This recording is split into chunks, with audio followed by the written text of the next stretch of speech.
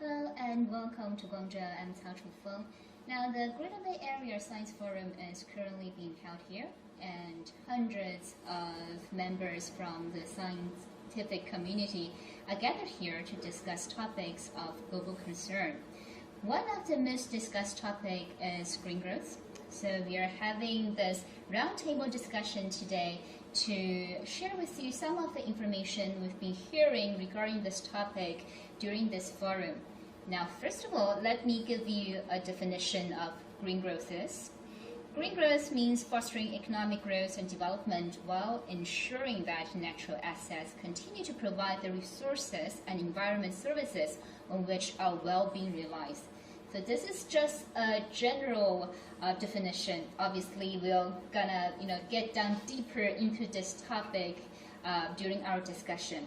And currently, our live streaming is on various online platforms. So to all the viewers out there, if you wish to drop in your comments during our live streaming, please do so. And we've also invited two guests who are very experienced in this field. If you wanna grill them with your harsh questions, now today is your chance. Please do so. So speaking of the guests, let's welcome these two professors here. First of all, we have Professor Martin Atkins. He is the Chair of Chemical Innovation and Sustainability from the Queen's University Belfast, and he is also the CEO of Green Leather Technologies. Welcome. Thank you. Thank you. We also have Professor Abraham Altantawi. He is a professor of chemistry and head of chemistry department from Menofia University in Egypt. He is also the Director of International Cooperation Office from Delta Technological University in Egypt. Welcome. Yes.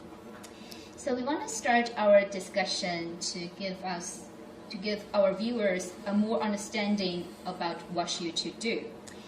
Let's start with Mr. Atkin first. So I do know that you are a scientist and also a businessman. So your company, Green Leather, provides green solution to industrial problems, and you actually commercialize these solutions. Tell us how you do that. Yes, we're a spin-out company from the Queen's University of Belfast, but my background is in the oil and gas industry. So I spent 29 years with BP. We did a lot of our work in China in BP, focused on sustainability and clean energy. So the role of a spin-out in this sector is to take ideas from academics, ideas from various people at various stages of development. And what we do is put that into an economic framework to look at the economics of that process, because there's a sad fact of life is that a process has to be economic before anyone will invest in it. And there is a myth that green technology is expensive. We'd like to dispel that myth. A lot of the things that we've done are actually all bio, very green, and compete with fossil-based systems, and compete economically and technically with those systems. But the other things we're focused on is really to look at the big picture, to look at the big challenges that the globe faces. So we're looking now at a potential of breaching that 1.5 degrees increase in temperature. I think every scientist in the world today will go along with that the rise in temperature is causing a lot of weather effects, it's causing a lot of ocean disturbances, and more importantly, it's actually already distorted the jet stream, which controls a lot part of the weather. So looking at some of these big challenges, that's where we see the world has to work together. And the great initiative in the Greater Bay Area here in this forum I've been involved, the first time I've been involved with this forum, I think it's magical, it's inspiring. It pulls together a lot of scientists all over the world. We had some video calls from Nobel Prize winners, Sir David King, former chief scientist in BP in the UK government, was actually on the video call for us. It's a wonderful opportunity to share some stories and share some challenges. And some of them, I think, as Sir David pointed out earlier, are really challenging. And they should all make us concerned. that we need to do more to protect the environment. So we look at the bigger picture. And one thing I've personally found from the conference in the last few days is the focus in China, particularly on CO2 utilization, is just where we really need to go to as a country. We'll get more into the topic of China's environmental protection a little later, but I do have a question for you now. Is one thing that really interests me is how you commercialize these technologies. Is there a process you do that? Like you do pick out the technologies you think that's more worth commercializing, and then what do you do with that? Yes. Well, we have typically a pipeline of ideas, and they're all at different stages of development. So the technology I just mentioned, CO2 capture, actually that was first started in China more than 11 years ago.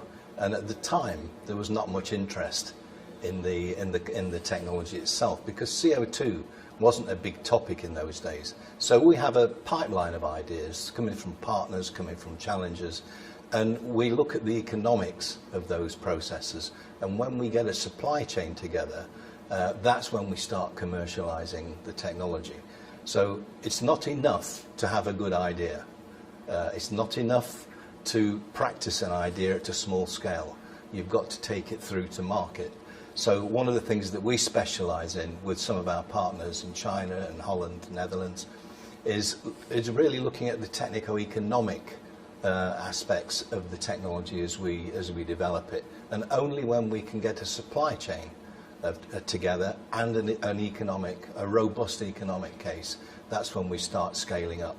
And we go from pilot, and we use various stages of the pilot and depending on the technology, and we use that to commercialize in the market. So we always have off-takers for the product. We always make sure we can sell a product. We know exactly what it costs to build the process, and we know exactly what resources it will take over the next 2 to 3 years to build those technologies. So that's our methodology. We call it a pipeline and a TEA method, a technico-economic analysis. So, Professor Al-Tantawi, we had a discussion yesterday. I know your study is focused on a very interesting, and I think it's an issue of global concern. It's about recycled waste biomass. And you mentioned how your ways of recycling these waste biomass is more environmental friendly than some other traditional ways of dealing with them. Please tell us how you do them and how is it more environmental friendly? Yes, so we are concerning and interested to recycling waste biomass since it is a big environmental problem in Egypt. So we will do and invest our efforts to use green chemical process to recycling waste biomass to value-added materials like biofuels or other important and useful materials and chemicals. So we trying and we hope that in the near future we will have a prototype model for big scale and commercialization and look for industrial partner either in Egypt or China to collaborate with for making our dream the fact. Yeah. Yesterday you actually mentioned in many countries the way they're dealing with waste biomass is to burn them. Can you tell us, these traditional ways, how is it more hazard? How has it caused hazard to the environment? Yeah, of course. In villages, the waste biomass, the farmers can burn it, and in autumn, for example, the rice straw or corn or other waste biomasses, and this is in fact have a strong negative impact for the emission of CO2, and also we have a cloud peak, especially during autumn because of this. But recently the Egyptian government set laws to prohibit this, and of course now they trying to reuse this waste biomass and recycle it, for example, for other purpose, not to burn it. and our idea in future, we hope we can do it in a big scale, also to contribute to solve this problem. I want to get a little bit more on this. You said like the way you recycle it is making it useful.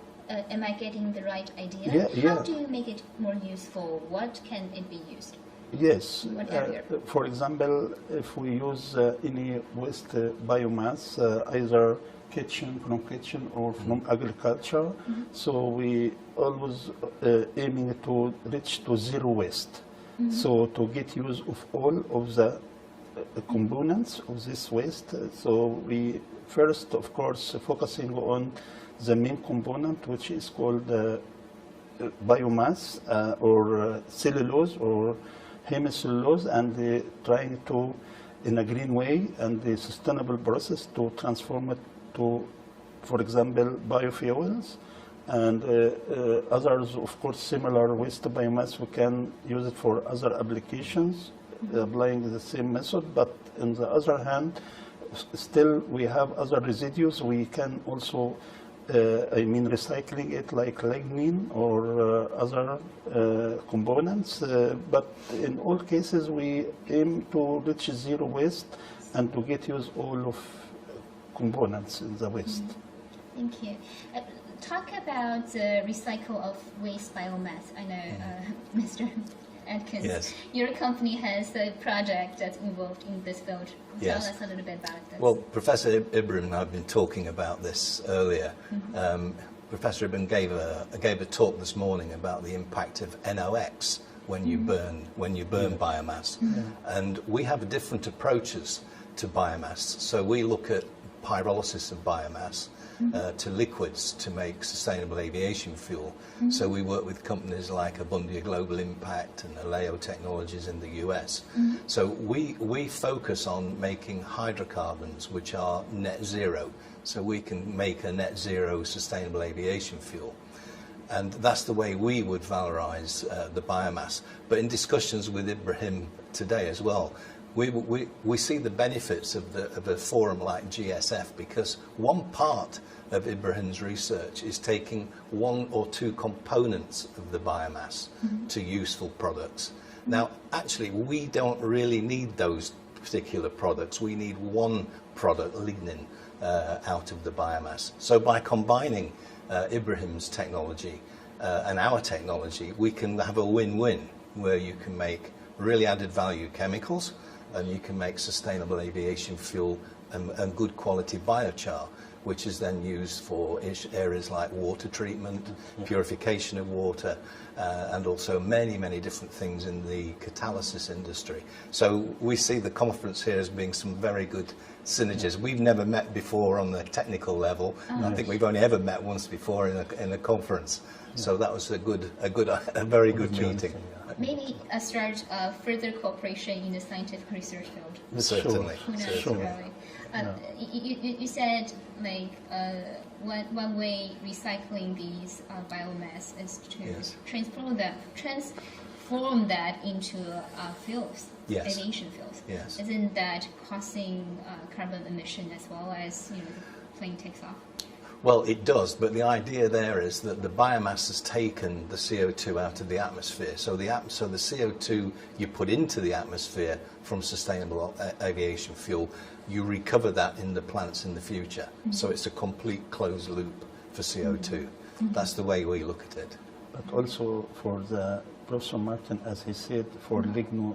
Lignin is a polyaromatic compound that it can persist in the environment for longer time, and of course it has a carcinogenic effect and toxic if it stay in the soils and other, of course, environmental factor can transport it to other area, and so its effect is persistent for long time. So if you transfer it to jet oil or fuels, then you can at least have only CO2 emission, and there is, of course, great progress in capturing of CO2, and this is, I think, less harmful and cost effective compared if you have polyaromatic compound with resistant harmful effect for humankind.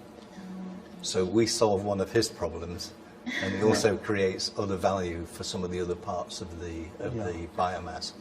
But I think the other thing about the biomass technology that we look at, which is important when you make sustainable aviation fuel, is that the process is what we call a hybrid process. So it doesn't require external energy.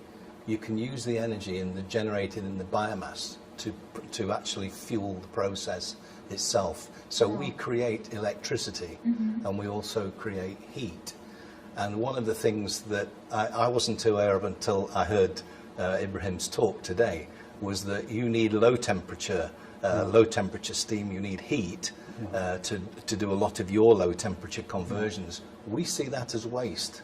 So if we integrate our process with Ibrahim's process, he gets free energy as Maybe well. we can get So can new make products. energy saving process. Yes. For example, use microwave technology or something Yes, like yes, that. yes.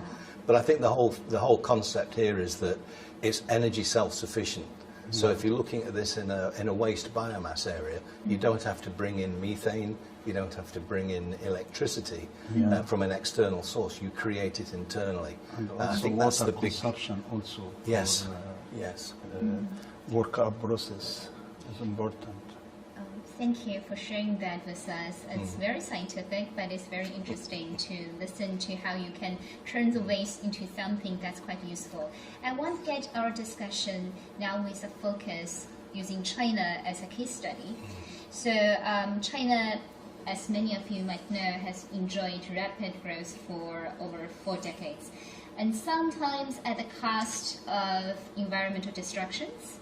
But new policies have come out since then. At least since 2006, China has been committed to achieving a green economy. So to achieve that, emissions growth in recent years has drastically decreased. And Chinese government has also introduced a lot tighter environmental regulations to organizations and industries and enterprises. And also, China is starting to invest a lot more in massive green investments, for example, renewable energies, etc., and also electric vehicles. I know both of you have worked with Chinese organizations and also enterprises. I don't know whether you've noticed China's increased efforts in pushing for green growth. Definitely, yes. Well, I first got involved with some Chinese colleagues in 2002 with BP when we set up a program in Dalian, the Dalian Institute of Chemical Physics. Professor Bao Xini was the director of the institute at the time. At that time, China was the #1 polluter of NOx and SOx in the world. That was in 2002. We started our program with BP in the Chinese Academy of Sciences in 2004. And the Prime Minister of the UK was invited over here to announce the program as well. In that short period of time afterwards, we saw personally a very distinct drive in all of the clean technologies that China was developing. And in fact, I'd showcase one of them because this is CO2 capture.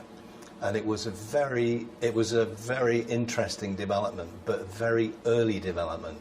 So you could have like a concept of capturing CO2, but it was a lab scale. It was a very small scale.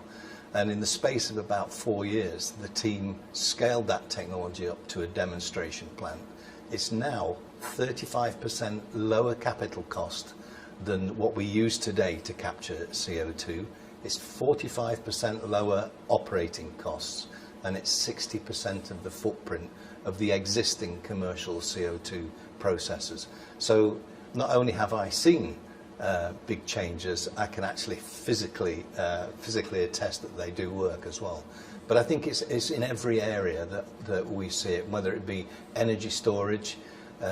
Energy storage in China was elementary in 2002. And now China has got the largest energy storage battery, redox flow battery with Ronca Power. That's a 200 megawatt system. That's the largest in the world. That's taken development over 10 years. And I think the thing that the external world can see, which is very clear, is in Shenyang, where this was first deployed commercially, you can see the original 5 megawatt energy storage plant. Right next to it, you can see 3 or 4 years later, the 10 megawatt system, which is 1/3 of the size of the original system. And it's linked to the Shenyang grid, so you can see the demand of power and how they deploy the redox battery. But we heard today several talks that energy storage is going to be one of those systems where as an international community, we're going to have to harness. And the redox flow batteries, as they're called, as one of those inventions which I think will be in every country before too much longer. So it's a very diverse portfolio from what I see, and I'm sure Ibrahim's seen similar. I know you're working with Chinese Academy of Science. Yes, I share a lot of what Professor Martin said, and I see China is progressing too rapidly to move toward green science and technology. I think, for example, the Institute of Processing Engineering in Beijing, Chinese Academy of Science, where I am collaborating with Professor Zhang, Professor Lu, Professor Shen. We have a collaborative project. I see my first long stay in China in 2019. And I have my PhD students. I see a big change in the moving to make everything green.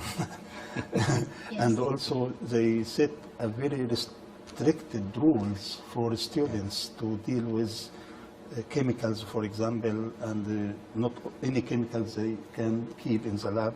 So they only focusing on chemicals which is benign to the environment and to the user health. So I see China is not only in science and technology they are leading, but also in parallel with trying to make and commercialize sustainable methods and to save our planet, I think. You mentioned yesterday to me how you actually found 3 projects or 3 technologies in China you're interested in investing or something. Yes. Share with us. Well, the carbon capture was one of those projects. I think it's a world beater from where we can see today. I'm really eager to see this commercialized. I think the Greater Bay Area is a perfect example to do that.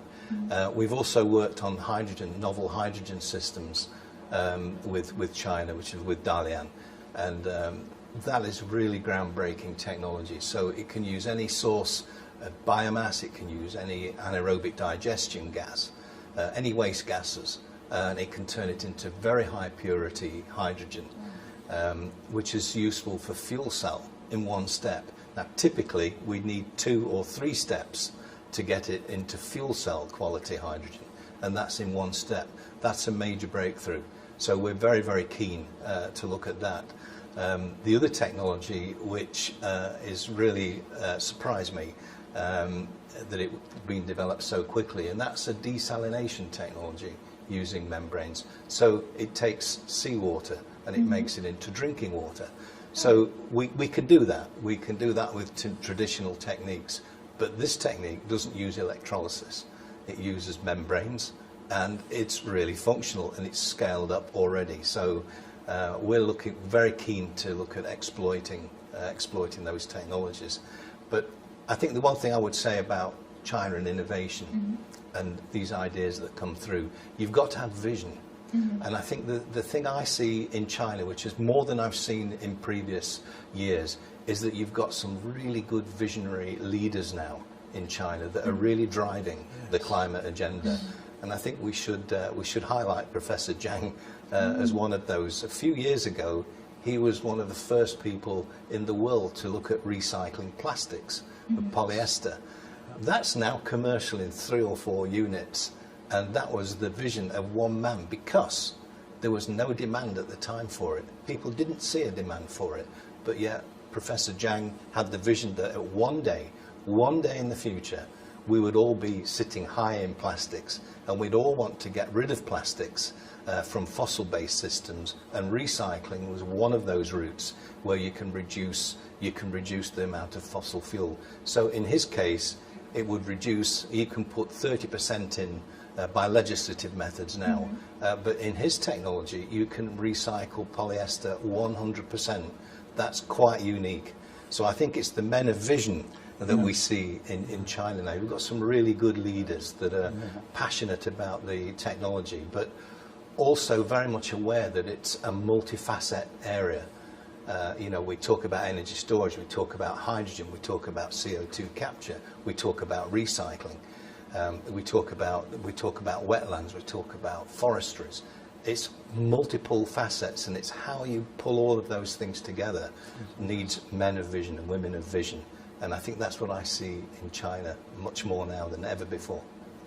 So the Mr. Zhang you mentioned is Mr. Zhang Suojiang from Chinese Academy of Science. IPE, yes. Yes, one of the scientists from Chinese Academy of Science, which both of you have worked with. Yes. Yes. Yes. I wonder, Mr. Abraham, the reason why you want to cooperate with Chinese science organizations is because, you know, China has now got a very big market for green growth and green technologies, or is it because, you know, Chinese scientists are trying hard to do experiments in this field? Which is more attractive to you? Of course, we have collaboration with many countries in Europe, in Asia, but of course for China, from my experience, so they are very collaborative, they are very open-minded, and they also give us a friendly and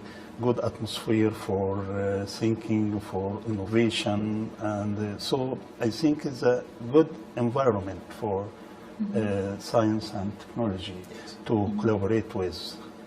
So, well, when you are doing these research, do you is it already? Can you already apply them to real cases? Yeah, in my cases we have 2 funding agencies, Egyptian site, it's called the Science and Technology Development Fund, belongs to the Ministry of Higher Education and Scientific Research in Egypt, and also Ministry of Science and Technology in China. They have a collaborative program, international program, where Egyptian scientists can receive fund from Egypt and Chinese scientists receive fund from China. We integrate both funds together, and we are working for the same target, and really we are enjoying collaboration with Professor Zhang, Professor Lu, and Professor Shen. We have already granted our project, and we are working in the 3rd phase of our projects, and we really have impact, positive impact for our aim and our objectives that we are looking for. I'm sure both of the professors are strong believers of green growth, but I did check online. There are criticisms of green growth. I think one of the criticisms, like, you know, to sum it up, is really, can green growth exist? Because green growth is sort of means we have to develop while still not use up the environment, not use up the resources. For example, one of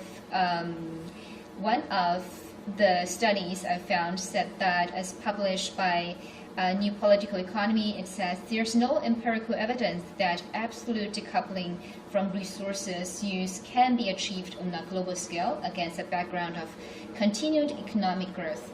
So I wonder whether you want to comment on that. You know, is there first of all, is there a balance between economic growth and protect the environment? And second, can we actually protect the environment while still have economic growth? Yeah. Well, I think the criticisms are valid by some quarters, but the world is in a very difficult place at the moment. I mean, we've heard at this forum, and Sir David King's talk was exemplary in this manner, that the world is facing a real crisis, and we should be pulling all the stops out internationally to make sure that we meet the economic drivers and help climate change. The big issue with bringing new technology in, always when it's been small companies like us or innovation from universities, is funding to get those things off the ground. And that's been probably the thing that's held back new technology in the marketplace for a decade or longer. So I think most governments now are working towards schemes that will allow energy trading, carbon trading, but mandating laws that would apply to all the countries and products and processes in that country. So for instance, Europe is now committed to 55% reduction in emissions by 2030. It's committed to net zero by 2050, and it's enshrined in law. So that makes all the obligations on the member states in Europe to achieve those goals. And they put other measures in place which will stimulate green technology deployment. So if we look at recycling of plastics, so they put a fine on plastics packaging, for example, that are not containing at least 30% recycled content. If you don't do that, you pay a fine of £200 a tonne. £200 a tonne in the UK, it'll be, I think, €700 a tonne in Europe by the time that comes through Europe. So that money would then be used in different funds. So in Europe, it's called the ETS fund. That will be used to stimulate SMEs and stimulate the adoption of new technology. But I think right across the globe, you know, we see the benefits of wind. It's the cheapest source of power. It's straightforward. The manufacturing's there. Solar. All of those things need to come together. So I think if we orchestrate the globe, orchestrate the players in the globe, we can do it. But we can't do it without initiatives, and we can't do it without focused initiatives. And the GSF is one of the first I've seen, and I've seen nothing like that. It's unique, and I think we should roll that out across the globe. I think we were talking about that earlier as well. Yes. So, Mr. Abraham, what's your take on this? Do you think we can still achieve, at least I would say, right amount of economic growth and still protect the environment? Yes, of course. If we just keep the same economic growth, but try to shift, for example, from oil-based energy to renewable energy, as Professor Martin said, using wind or solar or other renewable resources, I think this would help. In addition to that, also there is, of course, the governmental now, they have really all over the world, I think, a high degree of awareness about how to save our planet from the, of course, pollutions, and they invest projects and they give fund. For example, in Egypt, for example, we are now not like 10 years ago. The high governmental organizations give projects for researchers, for even companies to look for environmental problem and try to find the solutions. And I think at the governmental level, the funding is very important. Otherwise, the companies or private sectors, I think, will be reluctant to invest for such kind of matters. Well, there was one idea we had that was put at the conference today, where everyone was saying wind power is the cheapest form of energy. But if you look at where the wind farms are deployed right across the world, actually overnight they're curtailed. So they stop, they shut down because there's no demand. But if you link that to energy storage, you can have those wind farms turning out energy all day long, 24 hours a day, charging up batteries. Yes. and then that will be released into the grid, or manufacturing assets. Yeah. And I think that's a big innovation in terms of trying to work out how all these different renewable energy forms interact together. I think that's got to be I done. think there is a lot of ways that we can make energy conservation. Yes. Through just people raise awareness or changing their habits, and I think we can do it. And of course, not only the responsibility of government organizations, but also all private sector and the public sectors responsible to save the environment. Even also, this should be from the, education. For young generation, they should be, for example, in their educational curriculum, there should be courses or teach them how to make our environment safe and clean, and for, of course, safe of humankind health and also health for our environment. I think there is a lot of ways, and not only responsible for one side, but for all together, integrated efforts for same target to save our planet. And I think there are some funny stories as well to have. So one of the issues with the West is that our children tend to be a little bit overweight. Tend to carry a little bit more weight than they should, and that's because they tend to use buses. They tend to have the parents take them to school, drive them to school. So one suggestion was to get the kids to cycle or walk more. So that would be a funny story to add. But I do agree with it. Yeah. So actually, not only protecting the environment, it helps us to keep fit as well. Yes. Because protection is very important. Otherwise, if you wait until the disaster happens, it will cost a lot. Yes. Yeah. But both of you mentioned the idea of government policies. So are you trying to say, let's say if there isn't any government policies out there promoting green growth, would it happen? I would say it would happen spasmodically, so it wouldn't be in a concerted effort, and it would be in patches. So the technologies with the low-hanging fruit, like wind farms, you would always get those funded. But a lot of the new technologies, a lot of the carbon conversion technologies would never happen. I mean, the one thing I've been inspired at the conference by now 4 or 5 speakers, we all talk about the same thing. Convert your CO2 when you capture it. Convert it into something useful. And if we don't get government support to do that, that will never happen. But you know, we've spent a lot of time at this conference saying, look at CO2 and hydrogen, say to methanol. If we make methanol, there's not a single chemical or fuel, aviation fuel, diesel, gasoline, that we use on the planet today that cannot be made from methanol. And if we use methanol from CO2 and we use hydrogen, green hydrogen from electrolysis, then everything is low carbon and net zero.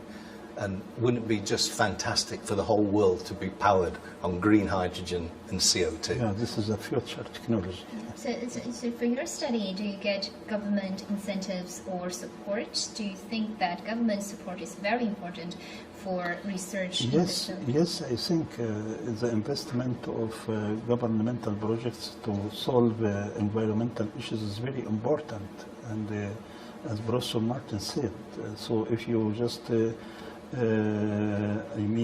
based on private sector, I think the problem is too much bigger than their efforts. So I think government support is very important. Yeah. Thank you for your due. So I think the message we can end is that we need more government support to push for green growth. And to all the policymakers out there, if you're watching, these 2 scientists said that the green growth initiative needs your support. And thank you so much for joining our discussion today. We are running out of time. And to our viewers out there, thank you for watching. I hope you've enjoyed our conversation. I certainly did. And until next time, bye-bye. Thank you. Thank you. Thank you so much.